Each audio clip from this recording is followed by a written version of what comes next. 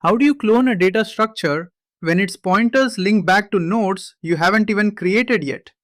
Today we are tackling a classic Leetcode medium, copy list with random pointer, problem 138.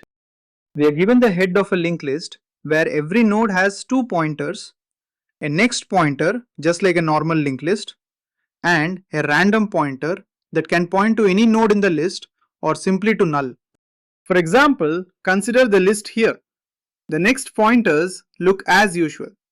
Node 7 points to 13, which points to 11, and so on. But random pointers can point anywhere. Node 7's random pointer points to null. Node 13's points backwards to node 7. Node 11's points forward to node 1.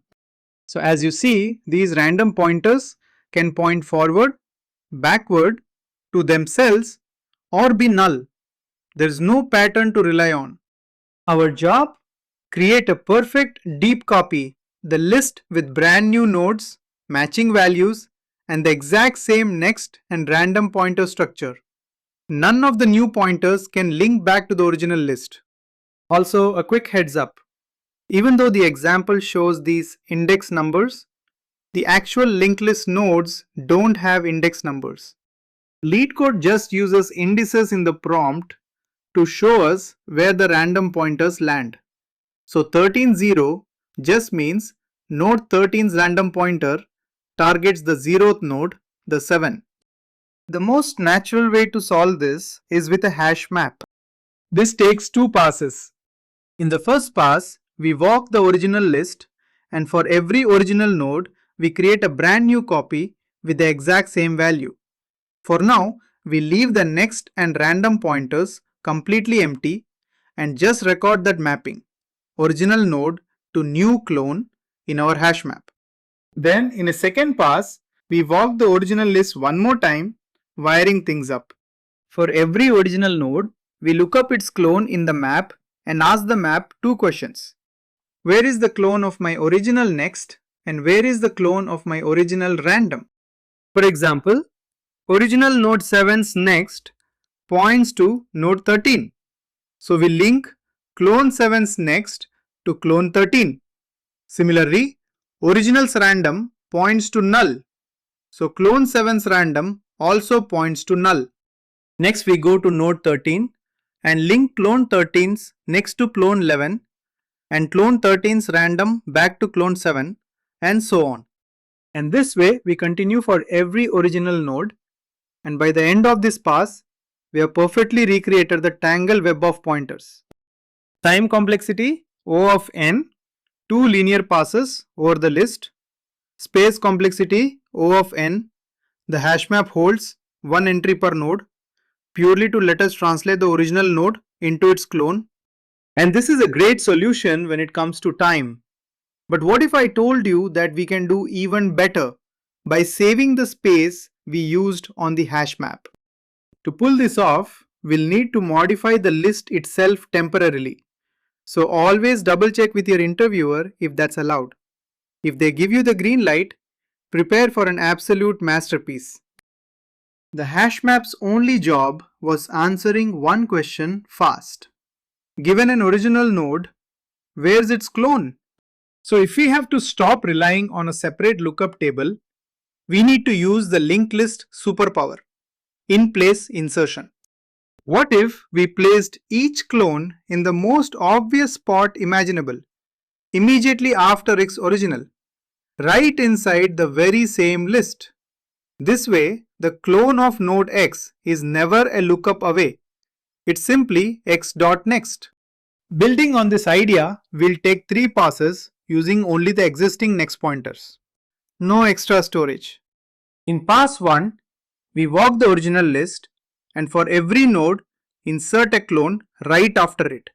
To do this safely without breaking the chain, we first point the freshly created clone's next pointer to the rest of the list and then wire the current node directly to the clone.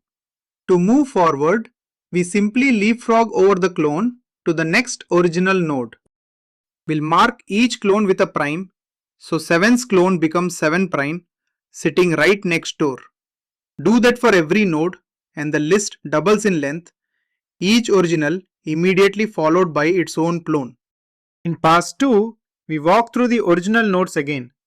Notice the beauty here. We get the clone just by using next. But to go to the next original node, we need to hop twice, skipping every clone. We'll wire the clone's next pointers in pass 3.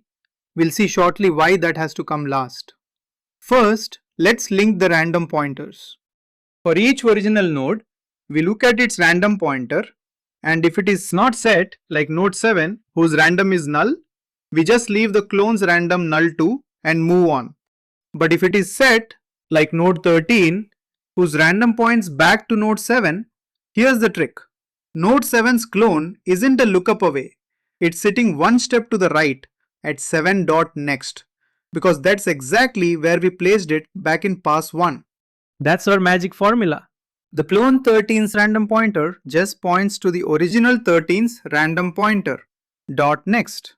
Next is node 11 with clone node 11 prime and its random points forward to node 1. One's clone is sitting right at 1.next. So 11 prime's random becomes 1.next, aka 1 prime. And notice, direction stops mattering. Forward, backward, doesn't matter. Every clone already exists because pass 1 wove them all in before this pass even started. And so on, we continue wiring all random pointers. Finally, in pass 3, we unweave. Walk through the interwoven list one final time, splitting it back into two separate lists. 7 is the head of the original list and 7 prime is the head of the clone. We save 7 prime first, then reconnect 7 to the next original, skipping over it. Then we reconnect 7 prime to the next clone, skipping over the original 13. We repeat that same save and reconnect process till we reach the end.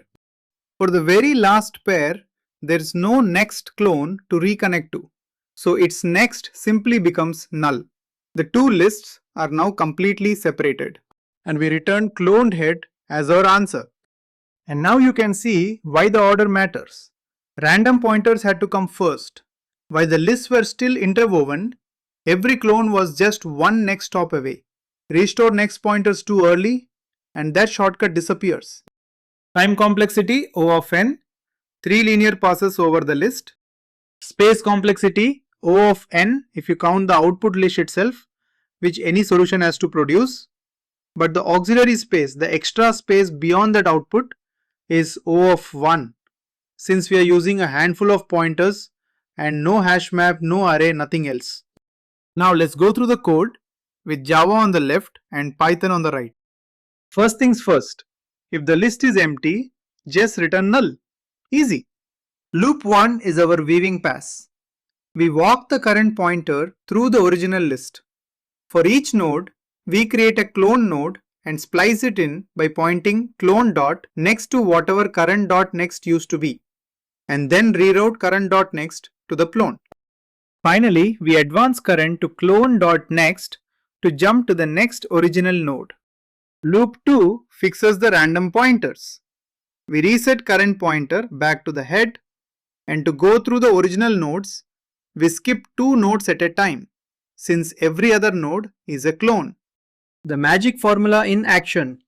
If current.random isn't null, we set current.next.random, the clone's pointer, to current.random.next, the target's clone.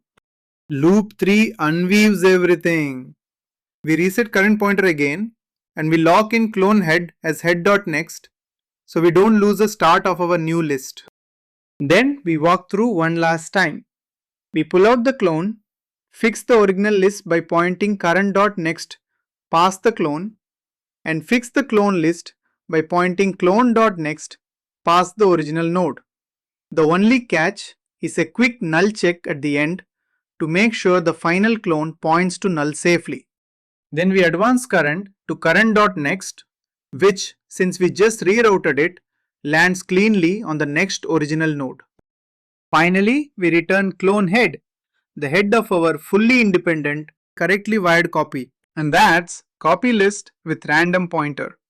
A problem that keeps showing up in interviews because it rewards one simple habit.